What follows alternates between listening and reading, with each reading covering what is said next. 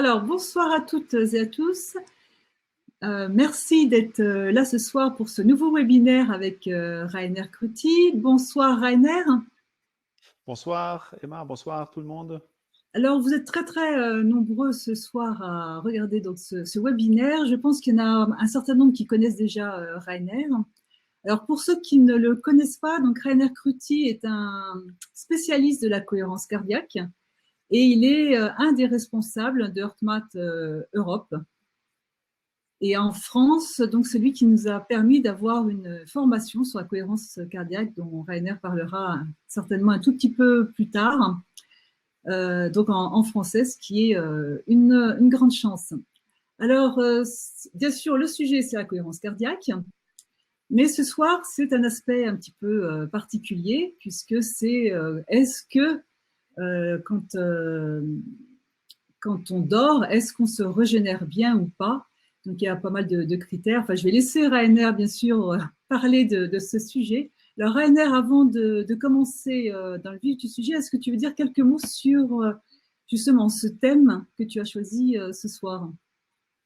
Oui, donc en fait, l'énergie personnelle, c'est quelque chose qui m'intéresse depuis très longtemps. J'ai souvent, surtout ma carrière, avant de connaître HeartMath, j'ai souvent eu l'impression que je manque d'énergie. Et je connais beaucoup de gens qui ont cette même impression d'avoir un manque d'énergie. Et ce soir, j'aimerais parler des possibles sources d'avoir un manque d'énergie. Il y a des différentes sources et on va surtout parler, quand on parle de HeartMath et autour de la cohérence cardiaque, on parlera des émotions, mais on parlera aussi de ce qu'on peut faire activement pour régénérer. Donc, ça sera le sujet de la soirée. Non seulement le sommeil, c'est un aspect, mais en fait, notre qualité de sommeil dépend souvent, pas toujours, mais souvent aussi de la façon dans laquelle on nous gère nous-mêmes pendant la journée. Donc, on va un peu parler de tout ça. Et Emma, je pense que tu peux lancer la présentation, comme ça va être un petit peu soutenu par des images. Donc, si on parle de régénération, qu'est-ce que ça veut dire? Tu peux toujours déjà mettre le deuxième slide, en fait.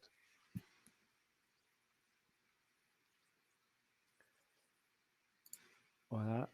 Juste une info, Emma, c'est pas encore plein écran. Ça reste comme ça?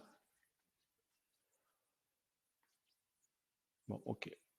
Donc, donc quand vous pensez à régénérer, à la régénération, au repos, à quoi vous pensez d'abord? Et souvent, j'entends les gens dire, oui, mais je me repose pendant le week-end, je fais une grasse mat ou je me repose pendant les vacances, mais en fait, je vais vous parler aujourd'hui aussi de la façon de ce qu'on fait pendant la journée, dans le quotidien. Qu'est-ce que je peux faire activement euh, dans mon quotidien, peut-être au travail, et comment je gère, comment j'organise ma soirée pour avoir plus d'énergie après dans le quotidien. Et l'objectif de la régénération, c'est comme une halte à la station de service. C'est faire le plein d'énergie, et pour ça, il faut vraiment mieux comprendre, mieux connaître. En fait, ces rythmes, ces biorhythmes, et on va parler aussi de ça tout de suite. Mais avant, j'aimerais bien vous poser une question. On va même en faire une enquête. Donc, c'est le prochain slide. Donc, on fait une enquête entre vous parce qu'on aimerait savoir quelle est la quantité d'énergie maximale dont vous disposez en ce moment, donc ces dernières semaines. Et donc, vous avez la possibilité, normalement, si ça marche, de donner une des quatre réponses. Donc, est-ce que vous avez l'impression d'avoir plus de 90% ou d'avoir entre 70 et 90%, entre 50% et 70% ou moins de 50%? Donc, voilà, donc c'est très, très spontané. Donc, si vous regardez les derniers jours, les dernières semaines, combien de votre énergie maximale avez-vous à votre disposition en ce moment? Donc, Emma, tu peux lancer l'enquête?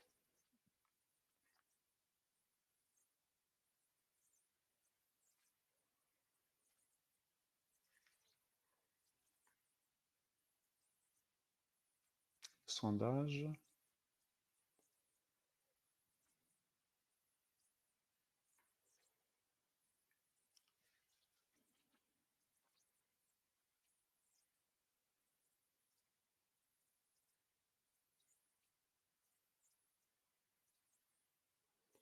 Là, je suis désolé, je ne sais pas si ça fonctionne ou pas.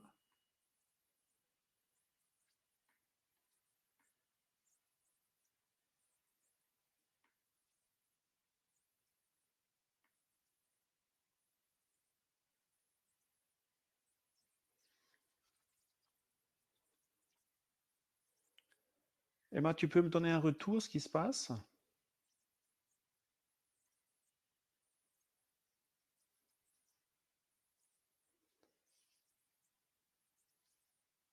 Oui, Rainer. Alors, les Oui. résultats, alors, il y a 39% qui sont entre 50 et 70%. 39 entre 50 et 70, Voilà, OK. c'est la valeur la plus forte. Et la deuxième valeur la plus forte, c'est avec 33% entre 70 et 90%. Ouais, OK. Donc, on est déjà à 72 pour les deux au milieu. Et Voilà. donc, Ensuite, plus, c'est plus de 90 avec oui, 17%. 17, waouh, c'est déjà pas mal. Et OK. moins, alors là, ça a changé, maintenant c'est 16. Et moins de 50%, c'est 16 également. C'est 16. OK, super. Merci beaucoup. Donc, c'est très intéressant parce qu'en fait, à chaque fois, si je fais ces enquêtes en Allemagne dans un webinaire ou dans mes séminaires, il y a la plupart des gens qui sont entre 70 et 90 ou 50 et 70. Donc, on va dire en moyenne, c'est aussi ce que j'ai dit dans la présentation du webinaire ce soir. En moyenne, en fait, les gens disent, il me manque un quart de mon énergie. Et ça, c'est ce que je trouve très intéressant, en fait, c'est c'est c'est un petit peu comme si c'était normal qu'on n'a pas 90 ou 100% de notre énergie. Et j'ai pris l'image ou la comparaison de dire, si ma voiture n'a que 75% de son énergie, donc c'est-à-dire il n'y a que 3 des 4 cylindres, j'irai directement chez mon garagiste. Mais nous, aujourd'hui, c'est comme quelque chose qu'on est habitué à ne pas avoir toute notre énergie et, et on vit avec. Et peut-être on se pose des questions, mais je ne suis pas sûr qu'on se pose toujours les bonnes questions. Et ce soir, on m'a un peu pensé des questions autrement. Voilà, donc prochain slide, s'il te plaît. Voilà, donc si on veut mieux comprendre notre énergie, il faut regarder un petit peu nos rythmes chronologiques, chronobiologiques. Euh, nous, nous, les humains, nous sommes des êtres rythmés. Nous ne sommes pas des machines qui sont très constants, très statiques. Nous sommes très dynamiques. Nous sommes des êtres rythmés. Et des rythmes qui sont connus depuis toujours, en fait, c'est le fait que pendant la journée, on est plutôt réveillé et pendant la nuit, on dort. Et maintenant, dans les prochains slides, s'il te plaît, mais dans les années 50, on a déjà découvert que si nous dormons, c'est pas quelque chose de on s'endort, on dort profondément et on se réveille, mais ce que vous savez certainement aussi, c'est que on a une alternance entre un sommeil profond où on ne rêve pas et il y a des moments qu'on appelle REM sleep, REM, je ne sais pas comment on dit en français, mais en fait, c'est le moment où les yeux bougent très vite et où on rêve. En fait, il y a 4 cycles de sommeil plutôt, mais pour faire plus facile, donc il y a un sommeil très profond et un sommeil qui est beaucoup moins profond et qui est presque au niveau de je me réveille. Et c'est à ce moment-là où je rêve. Donc ça, c'est des rythmes pendant la nuit. Et prochain slide. Et en fait, ce qu'on a découvert dans les années 80, c'est que, en fait, c'est ce que vous savez aussi par expérience, c'est pas le fait qu'on se réveille le matin, on a au maximum de notre énergie et on dépense l'énergie pendant la journée, au soir, c'est vide. On a une espèce de presque comme un chameau pendant la journée. Donc, on se réveille, on a plutôt plus d'énergie. Et après, on en a un creux autour de midi. On a un niveau d'énergie plus élevé dans l'après-midi. Et comme moi, en tout cas, j'étais étudiant, j'avais encore un haut le soir. Par contre, mon premier haut pendant le matin était un petit peu plus tard. Donc, il y a en fait déjà un mouvement pendant la journée. Et ce qui était une découverte assez récente, le prochain slide, s'il te plaît, c'est que ces cycles qu'on a pendant la nuit, en fait, ce sont des cycles qui durent environ 90 minutes. Ces cycles, on les a aussi pendant la journée. Donc, ce qu'on appelle le rythme de performance ultradien. Ultradien veut dire c'est plus court d'une journée. Donc, il y a une montée d'énergie. Ici, c'est marqué comme excitation. Et après, on a un pic de performance. Et à ce pic de performance, c'est vraiment, on est au top de ce qu'on peut faire. Et au bout d'un certain temps, on entre dans une phase de stress. Stress ne veut pas dire que j'ai tout un coup une réaction émotionnelle suite à quelque chose qui se passe à l'extérieur. C'est plutôt le fait que mon énergie, elle baisse. Et donc, comme mon énergie baisse et je dois rester au même, et si je reste au même rythme d'activité, c'est plus lourd pour le corps. C'est pour ça qu'on appelle ça c'est une phase de stress. Et ensuite, à la fin de ces 90 minutes, le corps veut entrer dans quelque chose qu'on appelle une réaction ultradienne de guérison. En fait, c'est un moment où le corps veut réparer, veut régénérer pour ensuite pouvoir remonter. Et ce qui se passe plutôt dans le quotidien, c'est que nous ne prenons pas ces 20 minutes. On n'a pas le temps. On pense ne pas avoir le temps de prendre ce temps pour donner au corps le temps de se régénérer, de se ressourcer.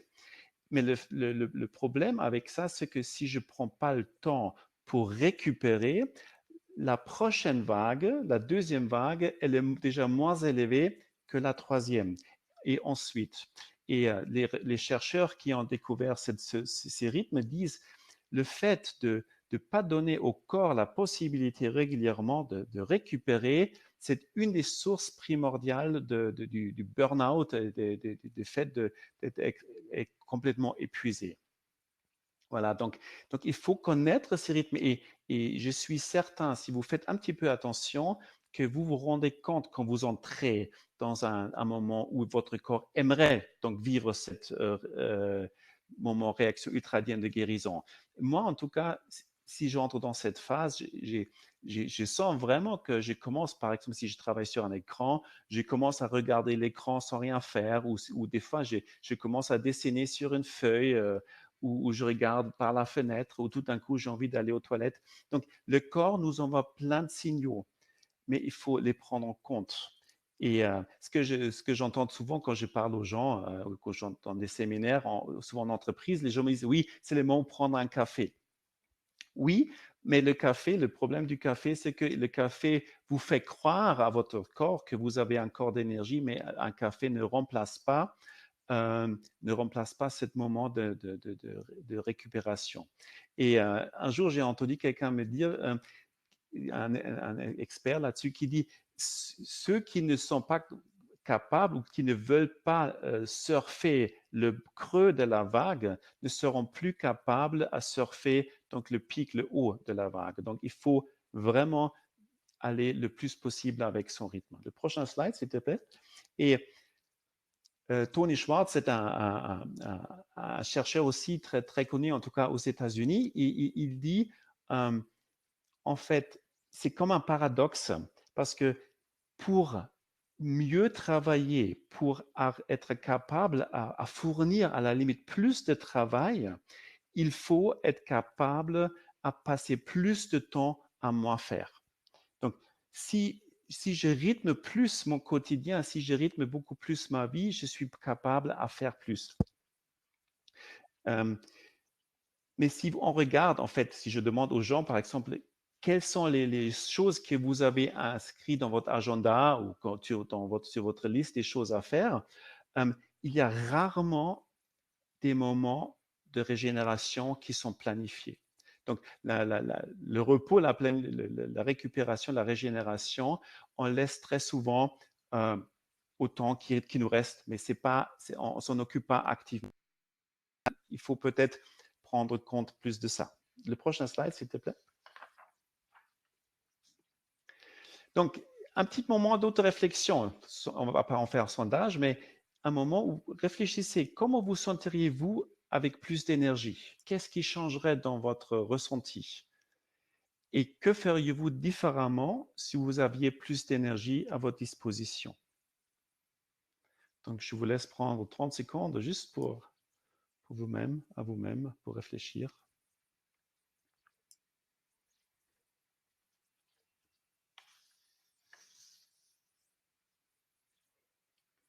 Emma, tu peux déjà nous montrer le prochain slide. Donc, comment gagner plus d'énergie. Donc, il y a des aspects physiques. On mange pour avoir plus d'énergie parce que les calories qu'on mange, ça nous apporte de l'énergie. C'est très important. L'oxygène, on respire, l'oxygène que nous aspirons nous donne l'énergie. Bien sûr, dormir, ça nous donne de l'énergie. Mais qu'est-ce que vous pensez? Quel est l'aspect ou quel est le pourcentage des aspects physiques comme manger, dormir, bouger et les aspects émotionnels? Donc, le prochain slide, s'il te plaît.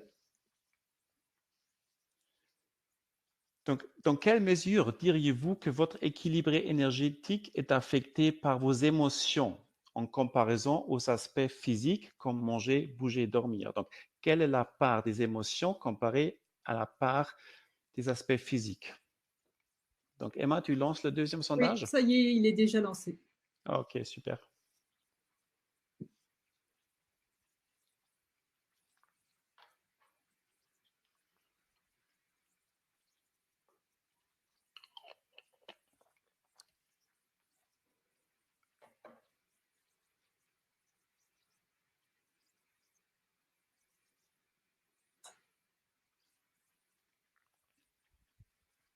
Alors pour l'instant, on a une réponse très très largement au-dessus des autres, hein.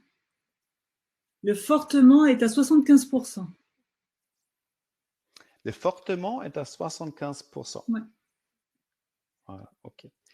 Super, parce que ça correspond à une enquête qui était menée auprès des spécialistes qui disait en moyenne 70% de notre énergie est affectée par nos émotions et que 30% des aspects physiques. Bien sûr, si pendant des semaines je ne dors pas assez, je suis vraiment en manque d'énergie. Mais dans le quotidien, en moyenne, c'est plutôt les émotions qui affectent notre énergie. Aussi bien la récupération d'énergie comme la dépense d'énergie. Quand vous regardez des enfants jouer, quand mes enfants étaient petits, je me suis demandé, mais d'où est-ce qu'ils puissent cette énergie et papa, encore une fois, jusqu'au moment où ils sont vraiment tombés de fatigue. Mais je me suis toujours demandé, d'où est-ce qu'ils ont cette énergie, d'où vient cette énergie. Mais aujourd'hui, pour moi, c'est clair, cette énergie vient de leur joie dans le jeu qu'ils ont pratiqué, quoi. Donc, c'est vrai que nos émotions jouent un rôle primordial dans notre énergie. Et très souvent, on ne fait pas assez attention à cet aspect-là. Donc, quand on pense, j'ai besoin de plus d'énergie, donc les gens changent leur alimentation, ils essaient, il faut dormir autrement, il faut que je bouge plus, des aspects très importants, mais il faut vraiment s'occuper des émotions. Et pourquoi les émotions jouent un rôle primordial dans notre énergie? On va regarder ça maintenant. Donc, le prochain slide, s'il te plaît.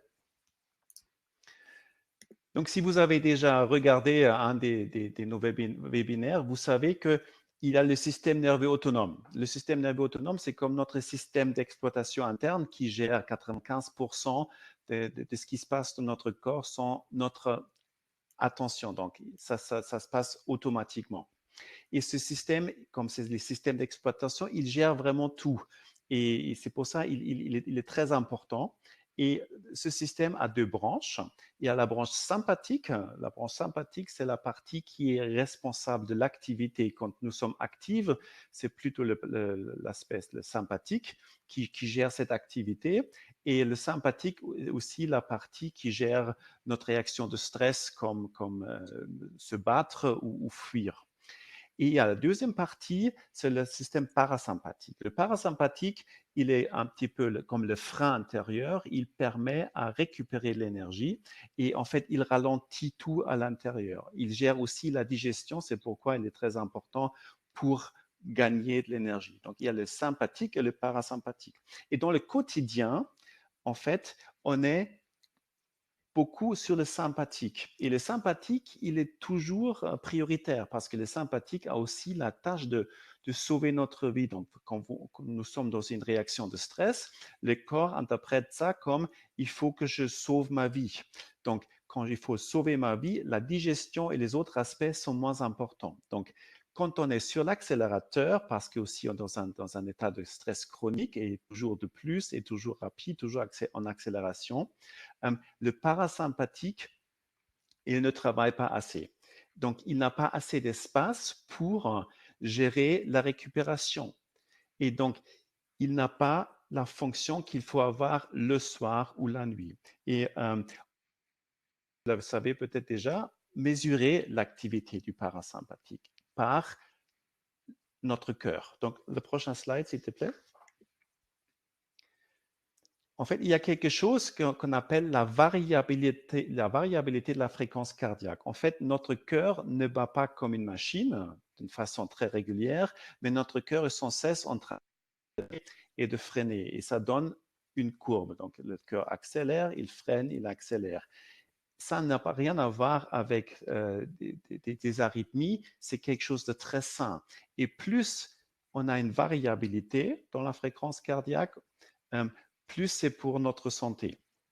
Et cette variabilité, elle est gérée par le système nerveux autonome.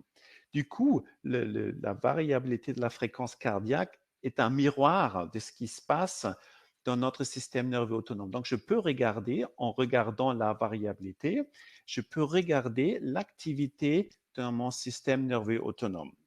Et nous, on utilise ça dans HeartMath comme système de biofeedback quand je fais un exercice pour voir est-ce que je peux entrer dans un état qu'on appelle cohérence cardiaque, dans un état dans un schéma très régulier de ma fréquence cardiaque, mais on peut aussi mesurer ça pendant 24 heures. Donc, les gens portent une petite machine pour enregistrer en fait les battements de cœur et après on regarde la variabilité de la fréquence cardiaque pendant 24 heures. Le prochain slide, s'il te plaît, Emma.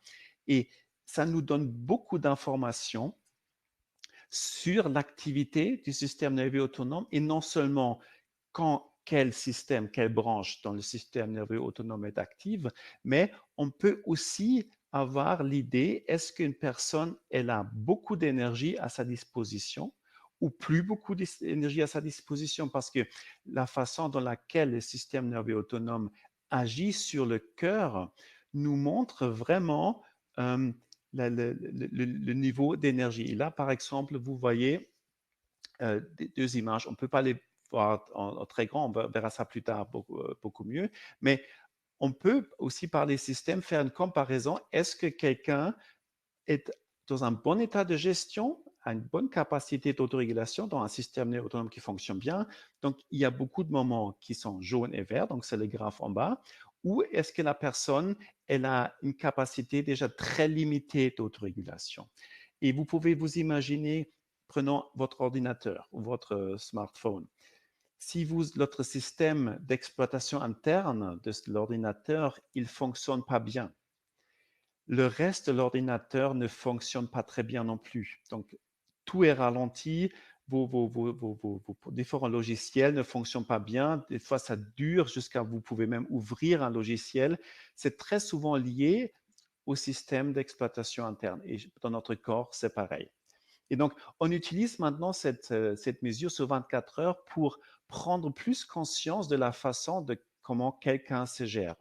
Et maintenant, je vais vous montrer différents exemples pour voir vraiment si j'ai une mauvaise gestion, on va dire mauvaise gestion de moi-même, qu'est-ce que ça peut, comme ça affecte mon système nerveux autonome et donc tout mon être. Donc, le prochain slide, s'il te plaît. Donc, en quelque sorte, il y a une vibration en nous.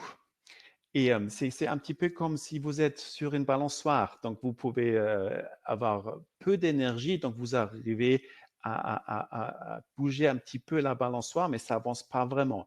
Ou si vous avez beaucoup d'énergie, vous arrivez à vraiment faire des grands mouvements sur la balançoire.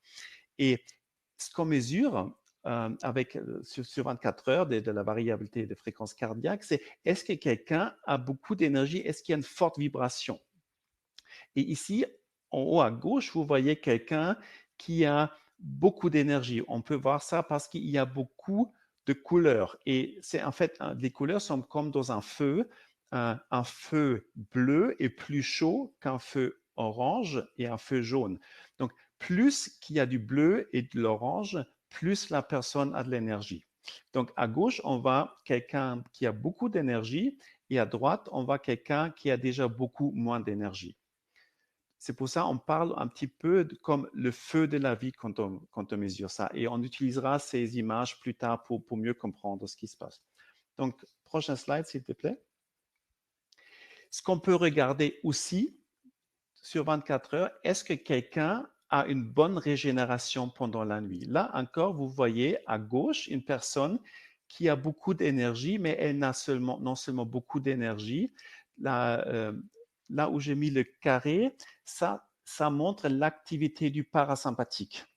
Donc, c'est la partie haute à gauche qui montre dans le rectangle bleu qu'il y a beaucoup d'activité dans le parasympathique. Si vous comparez ça avec le rectangle côté droit, il n'y a presque pas d'activité du parasympathique.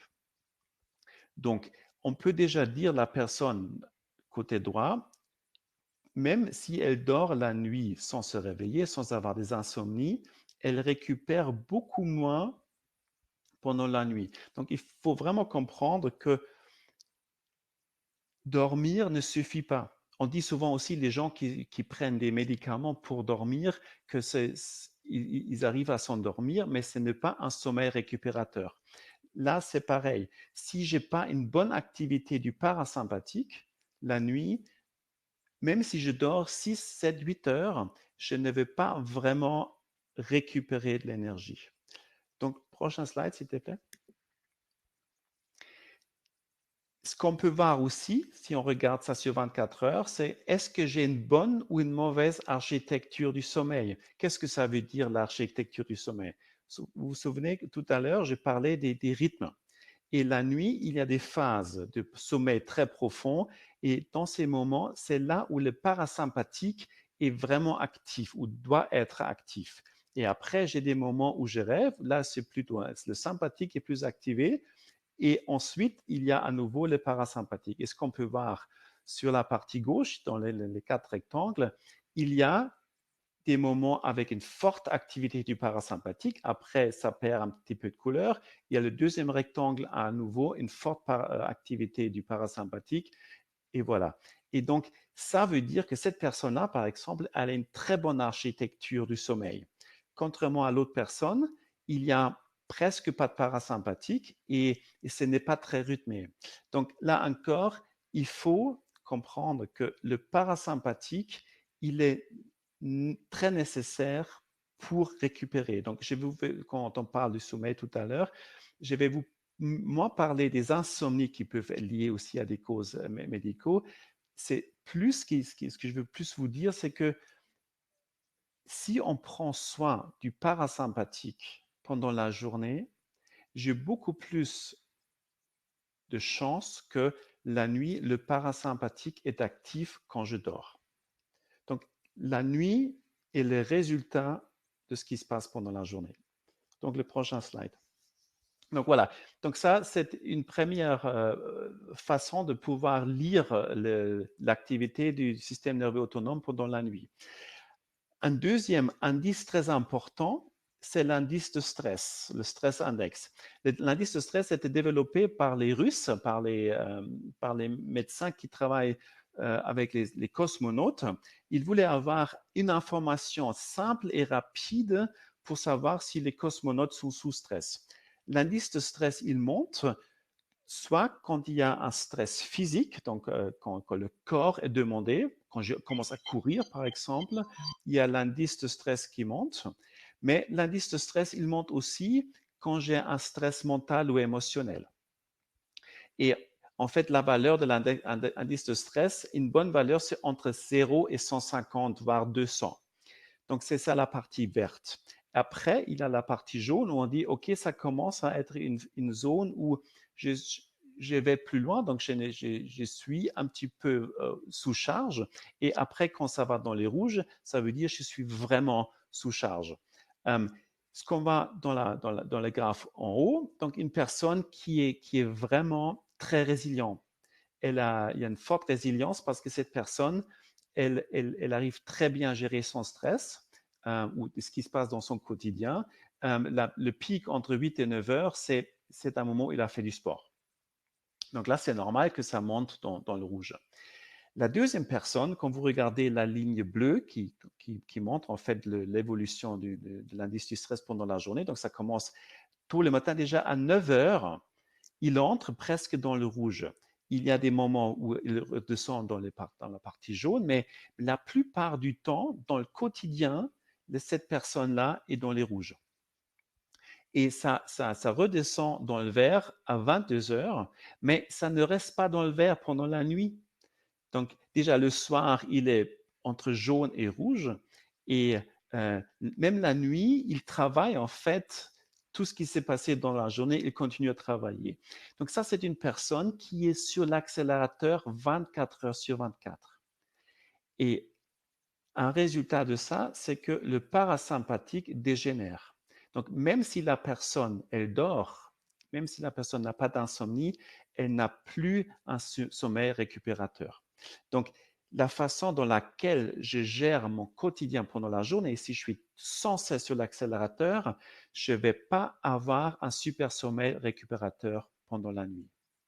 Au moins, si c'est une phase de 4 semaines, ça va. Mais très souvent, chez les gens que je rencontre, c'est pendant des années ou pendant des mois au moins que ça dure comme ça. Donc, l'indice de stress nous donne des informations supplémentaires. Donc, maintenant, je vais vous montrer quelques exemples des personnes que j'ai mesurées, donc pour mieux comprendre encore ce qui se passe. Emma, le prochain slide, s'il te plaît. Donc, voilà une personne.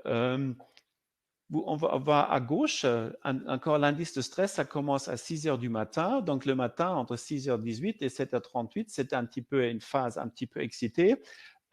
Il se dépêche le matin pour aller au travail.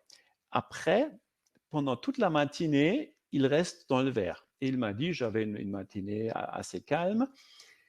Il est parti dans sa voiture pour donner une conférence à l'autre bout de la ville. Et il arrive au lieu de la conférence, il ne trouve pas de parking. Et pour lui, quand je lui ai montré les résultats, il était vraiment choqué parce qu'il ne pensait pas que ça pouvait provoquer autant de stress en lui. Donc, vous pouvez voir, ça monte jusqu'à 800. Souvenez-vous, à partir du 600, c'est déjà un fort stress. Donc, ça, c'est un stress parce qu'il était assis dans sa voiture qui venait que d'une charge physique, d'une charge mentale, parce qu'il s'est dit, oulala, j'arrive trop tard à ma conférence. Donc, une façon de gérer, c'est laisser aller les émotions et se dire, oulala, j'arrive trop tard à ma conférence. Une autre façon de faire, c'est que dire, OK, je ne trouve pas de parking, je prends 2-3 minutes pour me calmer. Et le résultat qu'on voit toujours quand les gens prennent 2-3 minutes pour se calmer, c'est le résultat direct et que l'indice de stress, il tombe fortement. Donc, au lieu de laisser aller cette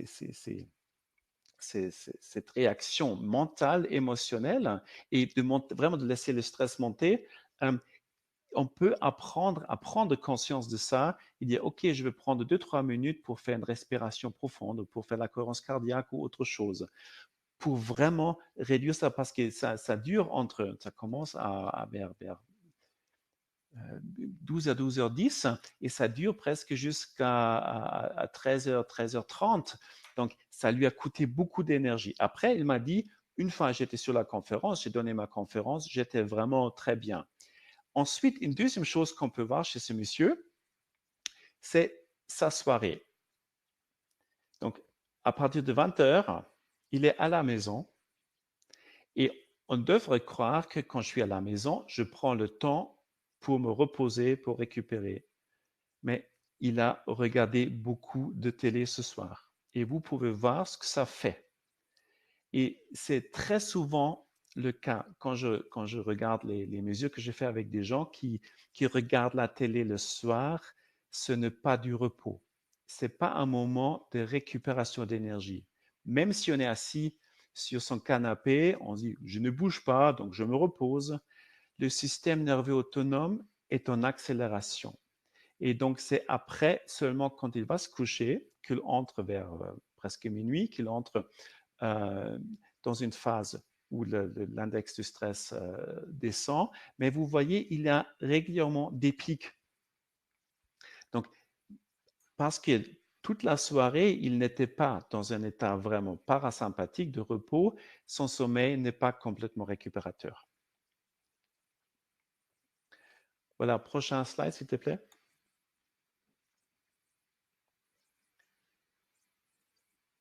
Ça, c'est une autre personne qui est stressée tout le temps. Vous pouvez voir, ça commence à 7 heures du matin, donc les mesures commencent à 7 heures du matin. Et la courbe est pratiquement toujours dans le rouge. C'est un monsieur qui a beaucoup de travail.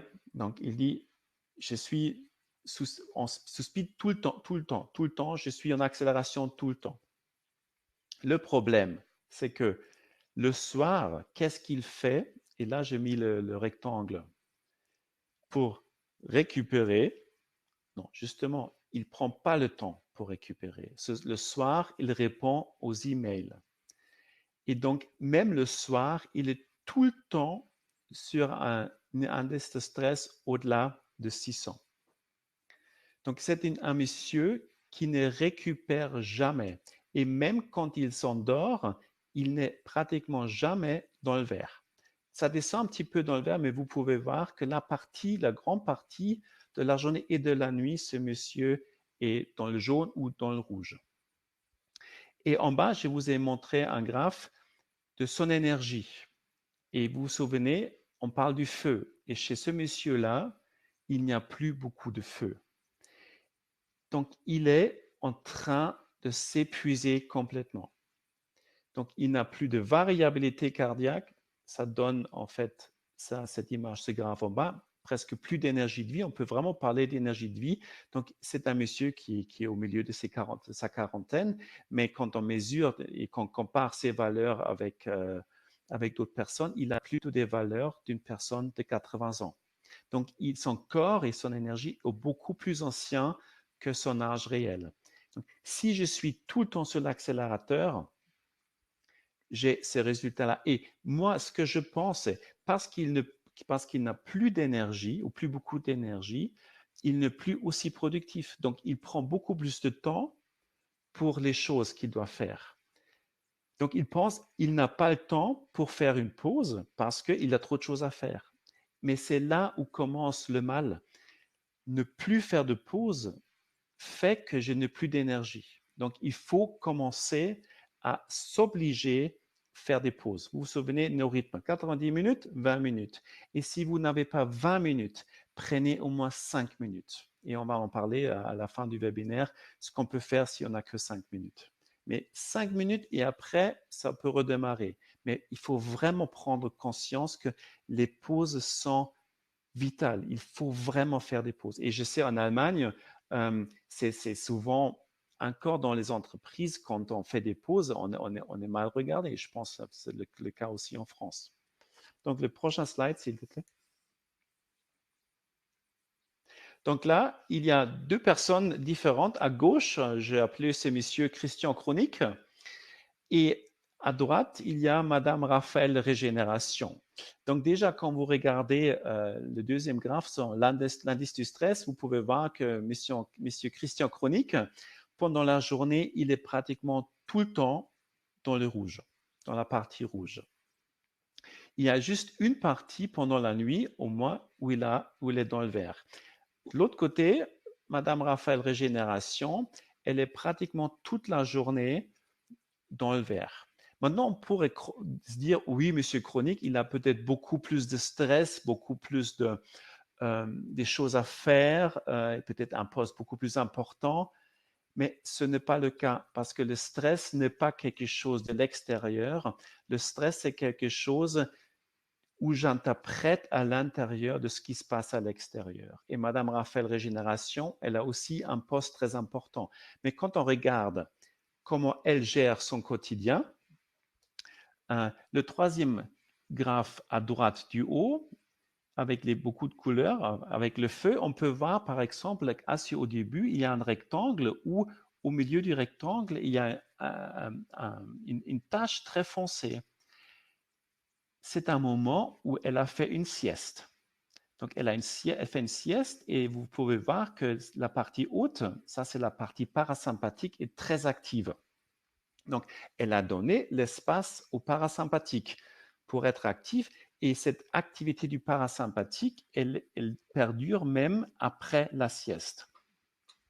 Et elle a quand même, quand on regarde la partie basse de ce graphe, elle a beaucoup d'énergie pendant toute la journée et pendant toute la nuit. Après, le soir où c'est marqué récréation, là aussi, c'est le deuxième rectangle, c'est beaucoup plus foncé qu'avant. Donc là aussi, pendant le soir, elle donne la place à son parasympathique. Et l'effet positif de tout ça, c'est que pendant la nuit, elle a beaucoup de tâches très foncées. Donc, elle a un parasympathique qui est super actif pendant la nuit. Et quand on fait une mesure de 24 heures de variabilité du rythme cardiaque, on peut déterminer ce qu'on appelle l'âge biologique. Et j'espère que vous pouvez voir ça tout en bas des graphes de Madame Régénération. On peut voir que son âge biologique de variabilité, c'est moins que 19 ans. Et pourtant, cette dame, elle est dans ses quarantaines. Par contre, si vous regardez en bas à gauche, Monsieur Christian Chronique, qui a 55 ans, son âge biologique est de 100 ans. Pendant la journée, il n'a presque plus d'énergie. Regardez, c'est les graphes tout en haut, la fréquence cardiaque, comment elle évolue pendant la journée et pendant la nuit. Chez Madame Régénération, quand elle se couche, la fréquence cardiaque, elle descend tout de suite, elle reste en bas et quand elle se réveille, ça remonte. Chez Monsieur Chronique, c'est à la fin où c'est marqué nuit, ça met très, la fréquence cardiaque, elle descend très doucement. Et c'est qu'à la fin de la nuit qu'elle est en bas. Donc ça aussi, ça montre qu'il a beaucoup de mal à descendre de l'accélérateur. Donc, Christian Chronique, c'est quelqu'un qui est stressé d'une façon chronique et s'il continue comme ça, il ouvre vraiment la porte pour des maladies comme un infarctus ou un cancer ou d'autres maladies auto-immunitaires. Et ce qui est sûr, c'est que son bien-être est très restreint parce qu'il n'a plus d'énergie pour faire ce qu'il aimerait faire. Donc, prochain slide, s'il te plaît. Et là encore, on a Monsieur Arnaud Accélérateur, ça aussi, quelqu'un qui est toute la journée sur l'accélérateur, sauf il y a un moment, c'est là, en bas, vous pouvez peut-être voir une flèche du haut vers le bas, assez bas, il y a un moment où il fait une sieste. Mais ce que vous pouvez voir, il est tellement stressé pendant la journée que le fait de faire une petite sieste, il n'a pas vraiment dormi profondément parce qu'il reste dans les rouges. Et encore, le rectangle en bas à droite montre que la nuit, il ne déstresse pas.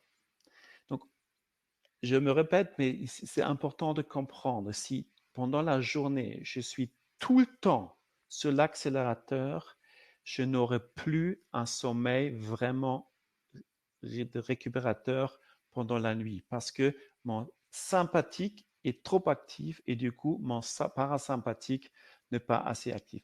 Et ce qui est important, ou ce qui est intéressant avec Monsieur Accélérateur, bon, bien sûr, ça s'appelle autrement, quand je parlais avec lui, il m'a dit que il ne voyait pas des symptômes de stress. Il n'avait pas une vraie perception subjective du stress. Il ne se sent pas vraiment stressé.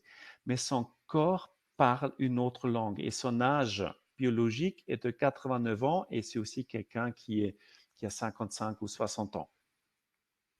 Donc, pour synthétiser tout ça, ce qu'on peut voir, c'est que si je ne trouve pas de moment dans la journée pour vraiment enlever mon pied de l'accélérateur, pour activement freiner, je ne vais pas bien récupérer la nuit. Donc, la nuit dépend de la façon dans laquelle je passe ma journée. Donc, l'autre slide, s'il te plaît. Donc, que font beaucoup de gens pour un équilibre? C'est du sport. Et je trouve ça très important, c'est une très bonne chose. Mais la personne qui dit je fais du sport doit aussi dire après le sport, je laisse à mon corps le temps de récupérer. Donc ça, c'est un monsieur qui fait son sport pendant la pause de midi. Donc vous pouvez voir, à 11 heures, il est encore au bureau et jusqu'à midi, midi 10, il reste au bureau et il est très peu dans le jaune, pas du tout dans le rouge. Donc, c'est quelqu'un qui n'est pas trop stressé dans son quotidien. Après, il part faire du sport et là, c'est clair, l'index du stress, il monte fortement parce que c'est une charge physique. Donc, c'est normal. Après, à 13 heures, il s'arrête, il arrête son sport, il retourne au bureau à 13h26. Et à 13h40, il est en train de lire ses emails et de manger un sandwich. Donc, comme il a passé sa pause de midi pour faire du sport, il n'a plus le temps, ou il prend plus le temps, par sa conscience professionnelle, de prolonger sa pause. Donc, il mange son sandwich en lisant les emails. Mais qu'est-ce qui se passe avec l'indice du stress? Il reste élevé. Bon, il n'est pas dans le rouge, mais pour lui, dans le jaune, c'est déjà proportionnellement plus stressant. Et quand vous regardez le petite image que j'ai mis à droite, dans le rectangle, vous pouvez voir que en fait, la couleur rouge ici, dans le graphe à droite, veut dire qu'il est proportionnellement plus chargé. Jaune veut dire il est moyennement chargé, ça peut être mental et physique, et vert veut dire là, il est moins chargé. Et donc, quand c'est rouge dans le rectangle, c'est une phase où, après le sport, où il devrait vraiment se calmer, prendre du temps, laisser au corps le temps de régénérer. Et nous, on pense que parce que je ne bouge plus, je suis assis devant mon écran, devant mon ordinateur, je suis en train de manger, donc c'est l'équilibre, je me repose. Mais il ne faut pas oublier, il faut non seulement un équilibre entre je bouge et je ne bouge pas, il faut aussi un équilibre entre sympathique et parasympathique. Donc si après du sport, je ne prends pas tout le temps pour récupérer, mais si je suis déjà dans une charge, dans une tâche de charge mentale, il n'y a pas la possibilité pour mon parasympathique de récupérer. Et ce qui est bien dommage, parce que ce qui est très intéressant, quand vous faites du sport, après le sport, votre corps vous envoie beaucoup d'informations, beaucoup de signaux. Vous transpirez, vous respirez plus vite, plus accéléré. Donc, il y a beaucoup de choses à observer. Quand on parle de méditation de pleine conscience, on se concentre sur le corps. Des fois, c'est difficile parce que bon, on respire un petit peu, mais le corps nous envoie pas beaucoup de signaux. Or, après avoir fait du sport, c'est beaucoup plus intéressant d'observer ce qui se passe dans le corps. Donc, le conseil que je peux vous donner, quand vous avez fait du sport, prenez vraiment le temps de récupérer activement, de s'arrêter, de s'asseoir, mais pas de lire les messages, pas faire WhatsApp, pas regarder autre chose dans les médias sociaux, mais vraiment prendre le temps de respirer lentement, doucement, profondément, à la limite, mais faites un exercice de cohérence cardiaque, ou observer ce qui se passe dans votre corps. Donc, restez dans le moment présent pour activer la récupération, parce que qui dit sport doit aussi dire récupération. OK, prochain slide, s'il te plaît. Donc, encore une information importante sur le sport. Donc là, on va, dans le premier graphe, c'est la fréquence cardiaque pendant les 24 heures. Deuxième graphe, c'est l'indice de stress de la même personne. Et les deux sont en parallèle, ça c'est la première journée. Donc on peut voir, j'ai mis une flèche rouge quand la personne se couche, on voit que la fréquence cardiaque, elle descend. Et la fréquence cardiaque, elle reste basse toute la nuit. Troisième graphe, c'est la fréquence cardiaque de la même personne un autre jour. Et on peut voir à 20 heures, la personne a fait du sport très intense. Donc, c'est là où l'indice du stress dans le quatrième graphe est très élevé.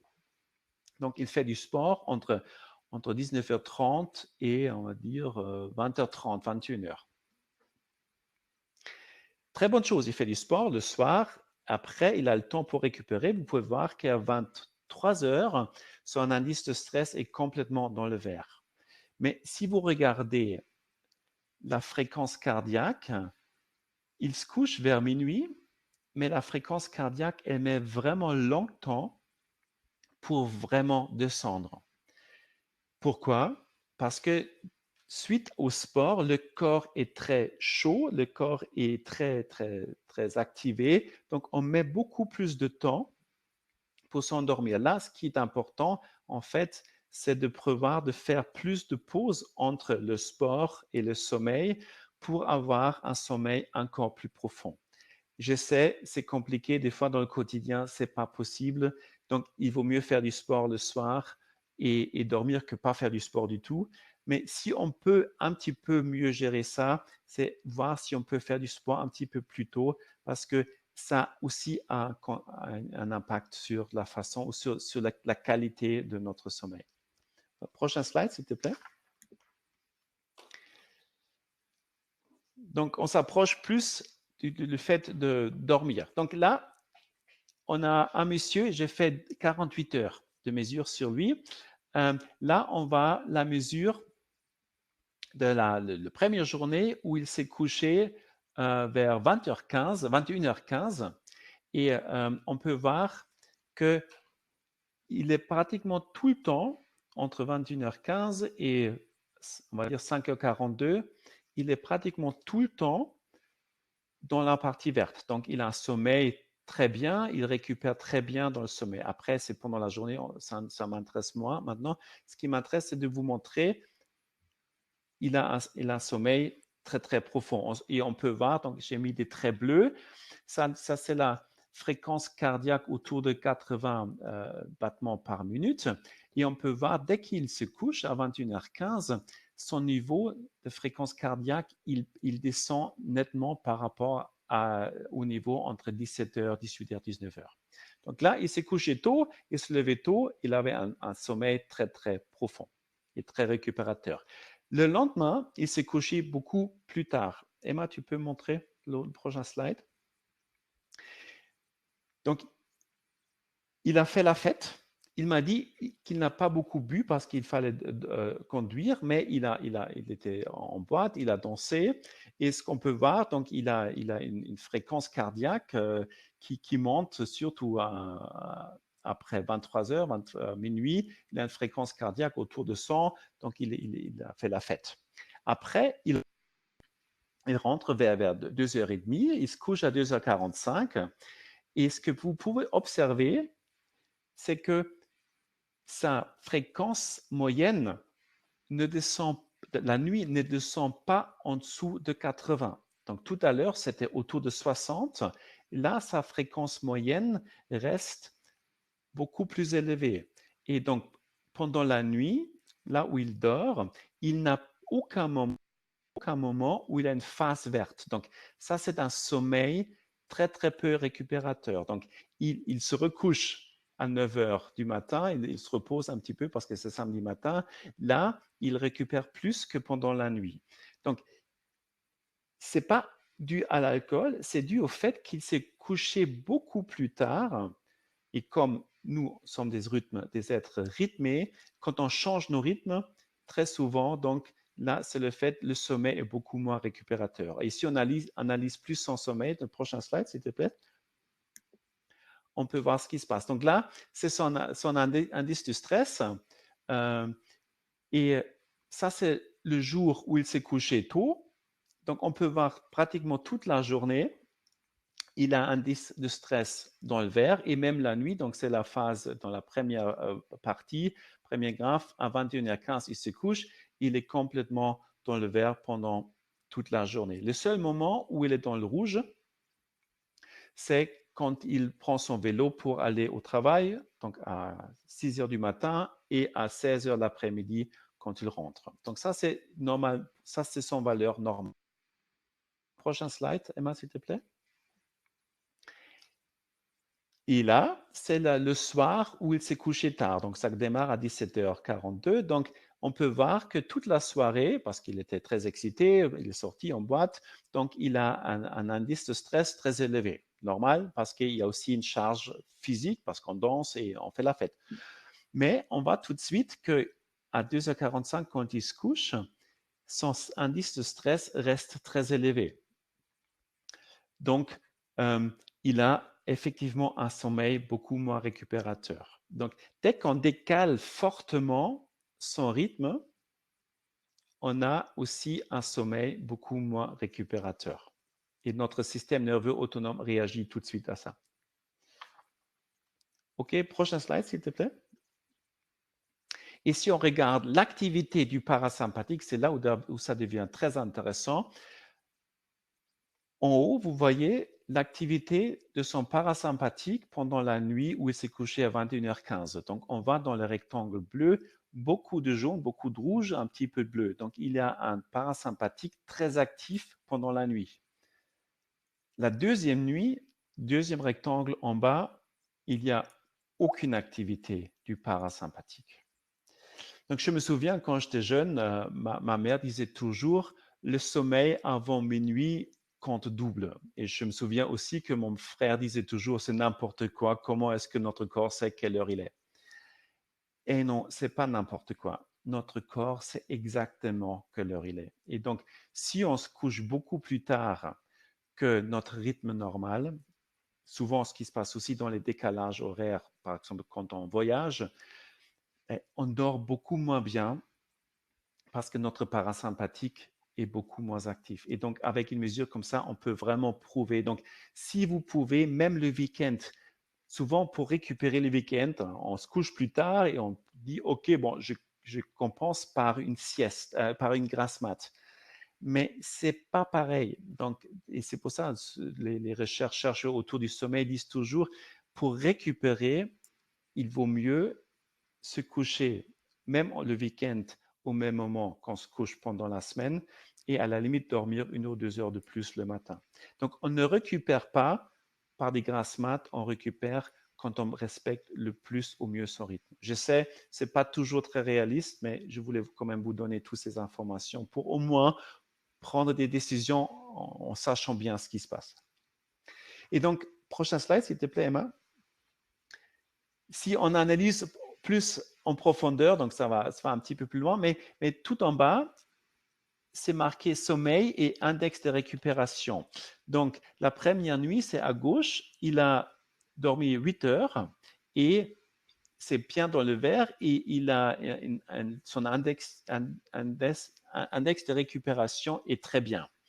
La deuxième nuit, hein, c'est ce qu'on a déjà vu, il dort 6 heures, presque 7 heures, donc c'est correct, donc c'est pas le temps de sommeil qui n'est pas assez, mais son index de récupération, il est très mauvais, il est presque dans le rouge.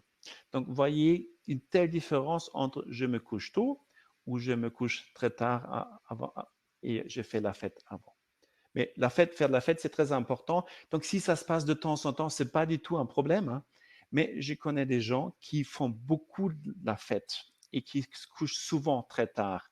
Et ça aussi, ça joue un rôle important dans le manque d'énergie. Prochain slide, s'il te plaît, Emma. Et encore le prochain slide.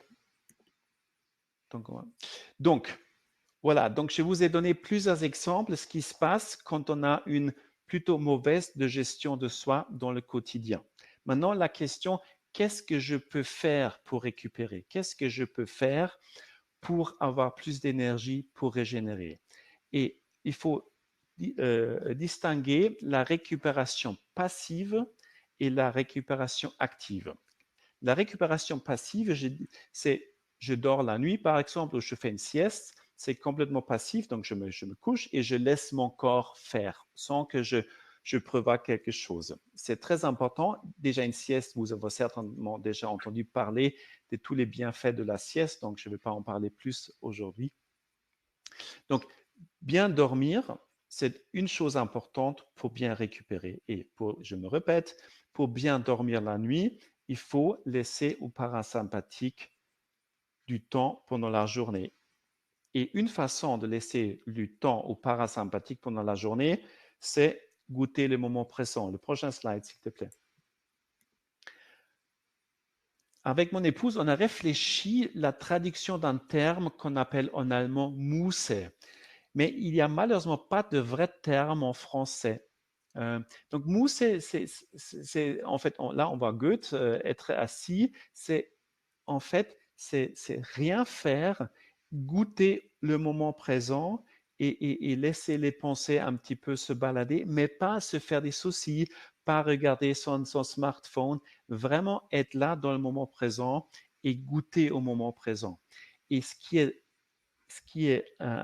très efficace de cette récupération passive quand je goûte au moment présent, c'est que je donne l'espace au parasympathique. Moi, je dis toujours, le parasympathique, c'est comme un être très sensible. Il a besoin qu'on s'occupe de lui, quand on lui laisse la place, laisse l'espace et goûter au moment présent. Ça, c'est vraiment quelque chose que le parasympathique aime. Si on n'a pas le temps pendant la journée, au moins le soir, trouver du temps à faire ça. Écouter une bonne musique, lire peut-être un livre qui vous inspire et vraiment trouver des moments où il y a un calme intérieur. C'est ça qui est très important. Prochain slide, s'il te plaît. Et j'ai déjà parlé du fait de regarder la télé ou regarder les vidéos sur YouTube ou lire, écrire des WhatsApp toute la soirée. C'est bien parce que comme ça, on reste au contact avec des gens. Mais ce qu'on va, c'est que, dans les mesures, c'est que tout ça fait qu'on est dans un mode sympathique. Et donc, quand je suis dans un mode sympathique, le parasympathique n'est pas actif et donc je ne récupère pas. Et dans le rectangle, vous pouvez voir chez une personne, elle a regardé la télé pendant le soir en pensant, comme ça, je me repose. Mais son système nerveux autonome dit non, tu ne te reposes pas parce que tu es toujours en activité. Prochain slide, s'il te plaît.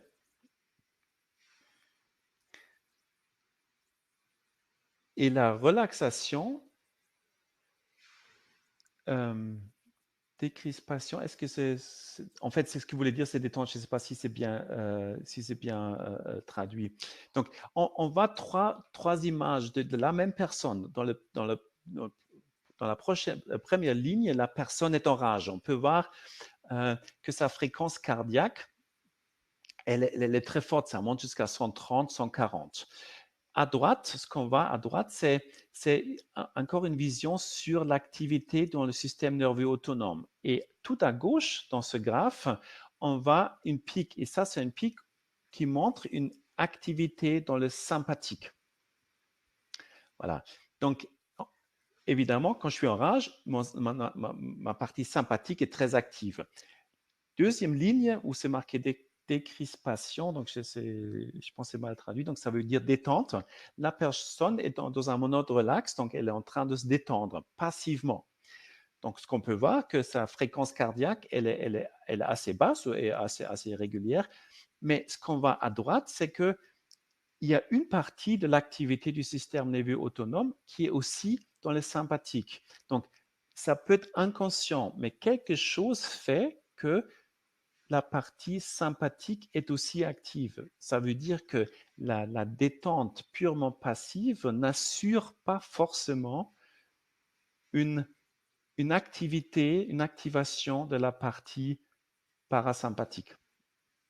Or, si je vais dans un mode de compassion, d'estime, et en fait là, dans la troisième ligne, la personne a fait un exercice de cohérence cardiaque, mais comme vous savez peut-être déjà chez nous, chez HeartMath, c'est non seulement respirer profondément, c'est aussi se lier à une émotion agréable, positive. Et là, c'était l'estime.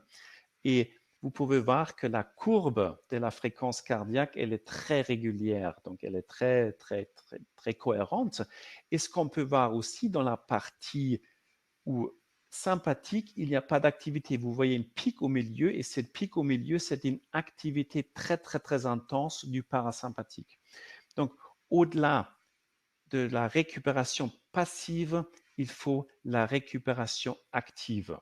Et donc, la cohérence cardiaque est un moyen pour faire la récupération active. Prenez 5 minutes, faire une respiration profonde, se connecter à une émotion agréable, ça vous assure que votre parasympathique est actif. Et donc, si vous faites ça régulièrement dans la journée, donc votre parasympathique est plus actif, il est plus vital, il est plus musclé en quelque sorte, et qui fait que le soir, vous avez plus de parasympathique et surtout la nuit. Donc, si vous faites ça pendant la journée, vous avez un effet positif sur ce qui se passe pendant la nuit. Donc, il faut vraiment réfléchir sur une récupération active. Le prochain slide, s'il te plaît.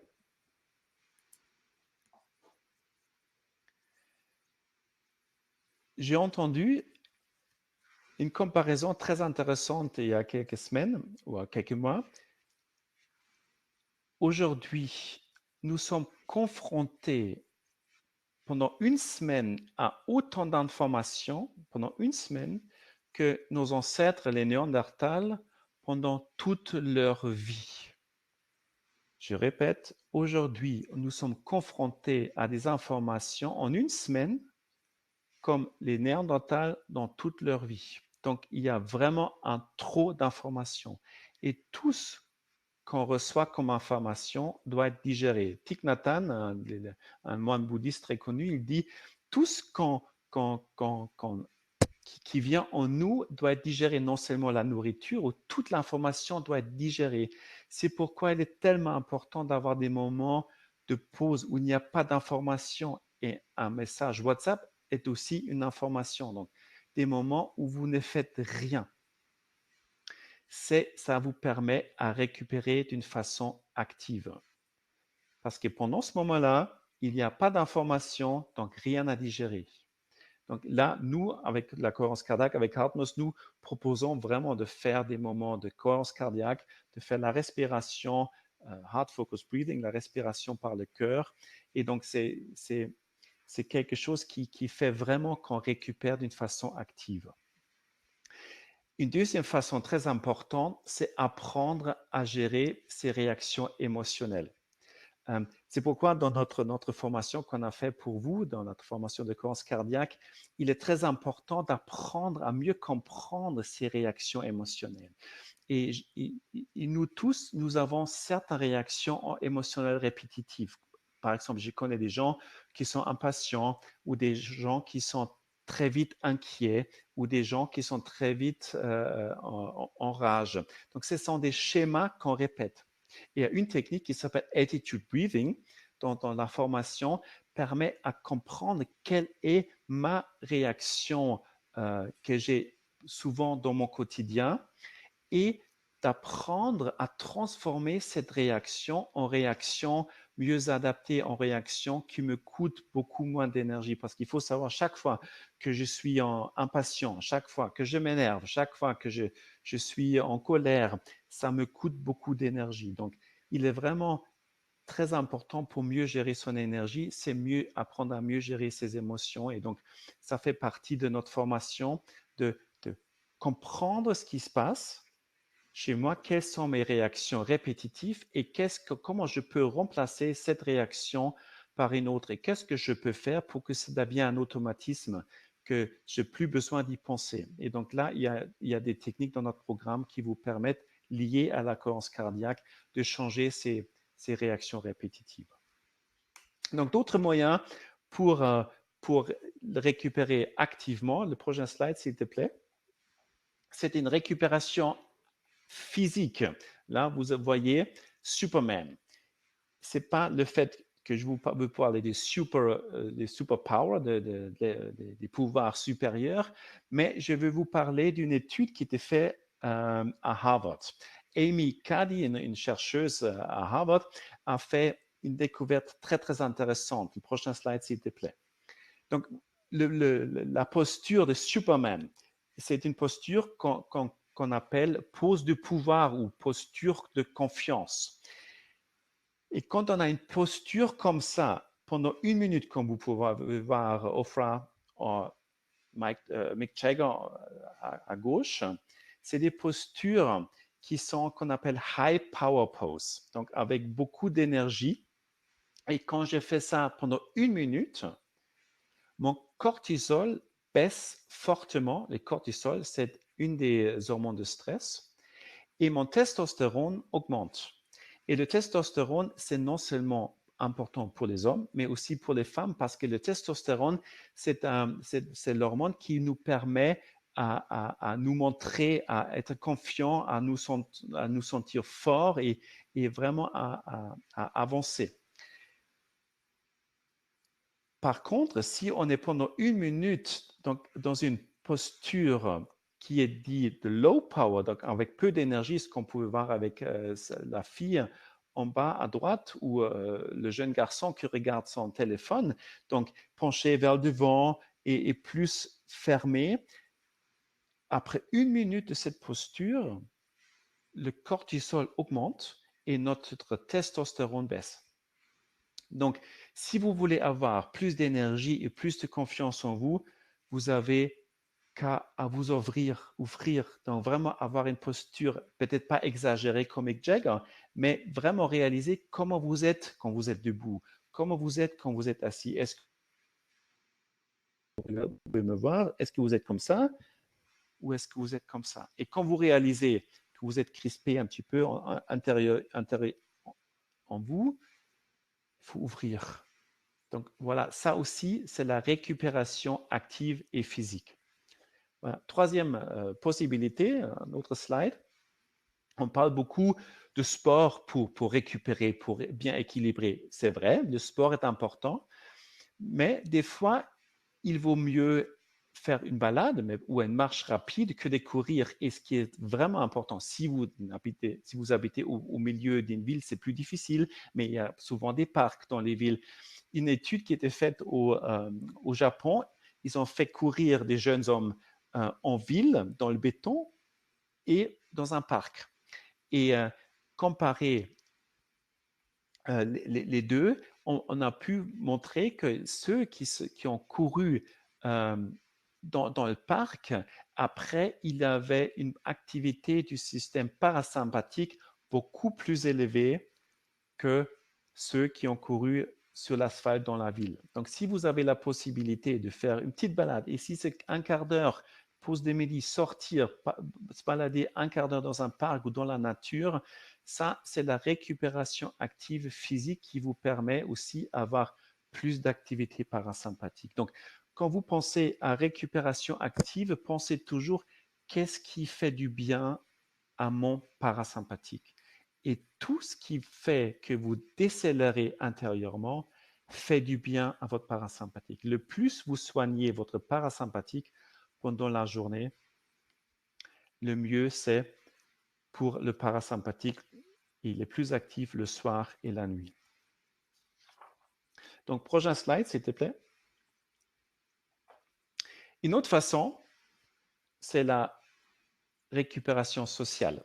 Donc, passer des bons moments avec des amis, avoir vraiment des conversations en profondeur et là aussi avoir du temps. Et je trouve aujourd'hui, dans nos temps où on a peu de temps, si on consacre du bon temps à quelqu'un, je pense que c'est un des meilleurs cadeaux qu'on peut faire à l'autre et à soi-même. Et une autre chose très, très importante, c'est de s'embrasser. C'est ça, Emma, on appelle ça s'embrasser comme ça, avec les bras autour? Oui? Oui. Et si on fait ça au moins de 20 secondes, donc pas juste rapidement, mais au moins 20 secondes, ça nous donne un sentiment de sécurité. Donc, le corps commence à produire l'oxytocine, donc c'est l'hormone de relation. Il commence à produire des endorphines, notre humeur monte et le stress baisse. Donc, si vous avez le temps, embrassez-vous. Prenez le temps vraiment d'être ensemble. Voilà, ça c'est une récupération très importante aussi parce que ça active le parasympathique. Prochain slide, s'il te plaît.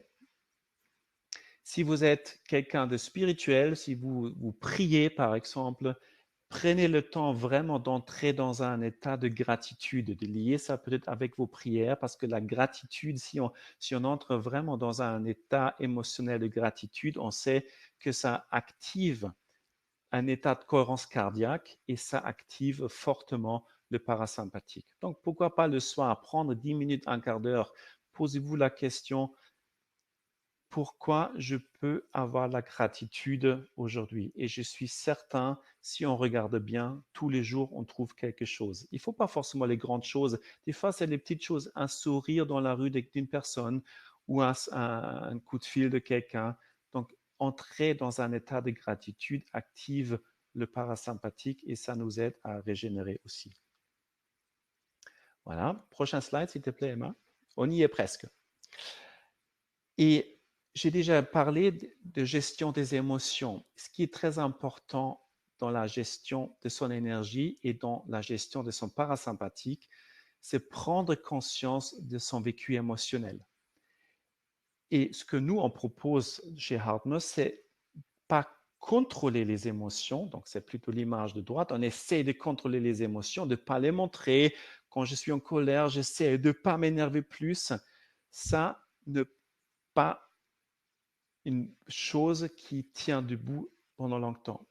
Parce que une émotion enfouie n'est pas une émotion vraiment gérée.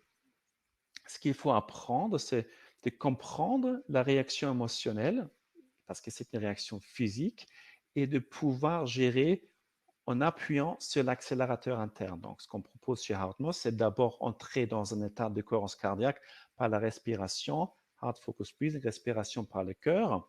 Donc, imaginez, donc d'abord porter son attention vers le cœur, imaginez d'entrer, que la respiration entre et sort par le cœur, et après d'entrer dans un autre état émotionnel.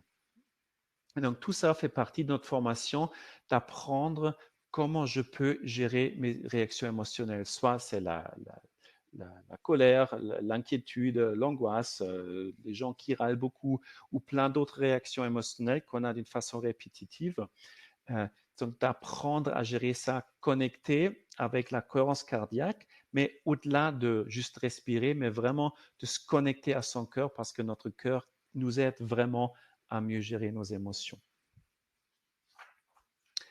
Et voilà. Prochain slide, s'il te plaît. Il y a encore quelques derniers mots sur le fait pourquoi nous on dort. Parce que j'ai souvent l'impression, quand je parle aux gens, que le temps de sommeil est le temps qui nous reste après avoir tout fait. Mais le sommeil n'est pas quelque chose de peu important, c'est quelque chose de très important. Et ce qui est très important, oui, en fait, la phrase qui est beaucoup mieux, le sommeil n'est pas un luxe, mais une nécessité.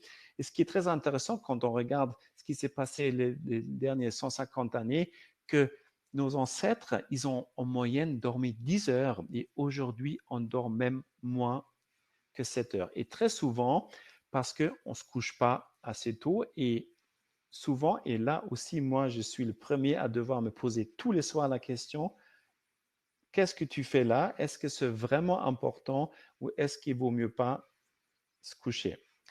Donc, prochain slide et tout de suite après, prochain slide. Encore prochain. Donc, il y a... Non, celui d'avant, pardon. On a déjà parlé de Superman et si vous connaissez l'histoire de Superman, vous savez, il y a juste une chose qui peut lui voler l'énergie, c'est une matière qui s'appelle kryptonite. Et donc, il y a aussi un espèce de kryptonite pour notre sommeil. Donc, tout ce qui fait que nous dormons mal, nous avons des insomnies ou nous récupérons pas assez pendant la nuit. Et donc, une chose, ou la première chose, c'est qu'on sous-estime le sommeil. Donc, on pense que le sommeil est moins important, donc 6 heures, ça me suffit. Bon, peut-être il y a eu Napoléon qui, il pareil, dormait que 5 heures la nuit, ou même moins. Il y a certainement quelques personnes qui n'ont pas besoin de plus que 5 heures de sommeil pendant la nuit, mais ce n'est pas le cas pour la plupart des gens. Donc, quand on sous-estime le sommeil, on ne prend pas assez de temps. Deuxième chose, c'est les écrans. Les écrans, aujourd'hui, les producteurs des écrans essayent d'introduire un petit peu quelque chose qui réduit la lumière bleue, mais les écrans font qu'on est plus réveillé et donc on a plus du mal à s'endormir le soir. La caféine aussi, c'est quelque chose quand on prend son café trop tard, ça peut avoir un impact négatif sur la qualité du sommeil. Pareil, les boissons alcoolisées et et aussi les cigarettes, parce que les cigarettes activent aussi le système sympathique. Donc, si on fume tard le soir, ça peut aussi avoir une conséquence sur la qualité du sommeil.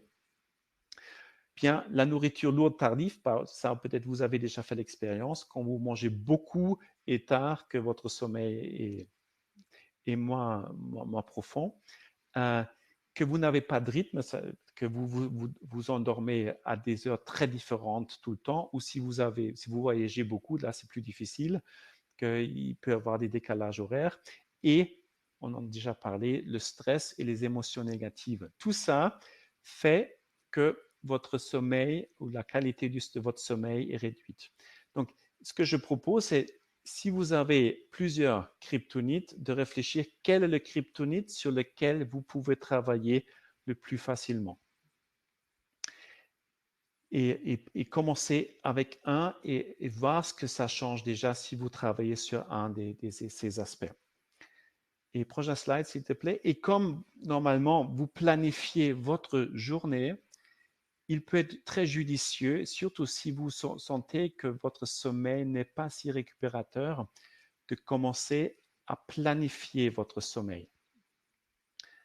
Donc, on a la possibilité de mettre à votre disposition une fiche. Emma, est-ce que c'est fait ça ou est-ce qu'on peut faire ça? Je vais le faire là. Donc, en fait, je vous ai préparé une fiche pour programmer, pour un petit peu, c'est comme un outil pour planifier, si vous voulez, votre sommeil. Et il est toujours marqué aussi, là, numéro 4, par exemple, quand est mon coucher de soleil numérique, donc ce qui est très, très, très fortement conseillé, c'est d'arrêter les écrans au moins 1 ou 2 heures avant d'aller se coucher pour avoir un meilleur sommeil. Donc, on met à votre disposition une fiche pour si vous voulez planifier votre sommeil. Et prochain slide, s'il te plaît. Et les premières questions que vous pourriez vous poser c'est quels sont mes 3 objectifs de vie actuels les plus importants? Et est-ce que pour cela, j'ai besoin de plus d'énergie? Donc, cherchez des motivations pourquoi il est important de mieux gérer votre sommeil. Parce que si vous avez plus d'énergie à votre disposition pour vos objectifs importants, ça vous donne la motivation de commencer à mieux gérer, à mieux planifier votre sommeil et aussi vous poser la question, quelles sont vos plus grandes distractions ou pertes de temps? Parce que je suis sûr, si on veut augmenter notre temps de sommeil d'1 heure, on les trouve, cette heure. Regardez ce que vous pouvez réduire. Quelles sont vos plus grandes distractions? Quelles sont vos plus grandes pertes de temps? Et moi, je peux dire pour moi que je suis encore beaucoup trop souvent sur mon téléphone. Je lis moi aussi de temps en temps les emails le soir et j'y travaille pour réduire mon temps sur les écrans le soir. Et si je peux réduire ça, le temps sur Facebook et sur WhatsApp, ça me permet aussi d'être encore plus productif. Donc, à vous de voir si vous voulez augmenter votre productivité pour atteindre plus facilement vos objectifs et quelles distractions vous pouvez réduire. Donc voilà, la fiche, Emma met à disposition cette fiche. Et voilà, pour synthétiser de ce qu'on vient de dire, et j'ai déjà beaucoup parlé encore, donc je vous propose 3 pas. Donc, la première chose, c'est si vous voulez avoir plus d'énergie et si vous voulez récupérer mieux, commencez à planifier des moments de régénération dans votre agenda. Quand est-ce que je fais? Qu'est-ce que je fais? Où est-ce que je vais le faire? Et surtout, si vous marquez ça dans votre agenda, assurez-vous de vous rappeler. Donc, si vous avez un agenda sur votre smartphone, faites un rappel que votre smartphone vous rappelle aussi de vraiment prendre un moment pour régénérer, pour récupérer, pour donner l'espace à ce parasympathique qui est plutôt sensible.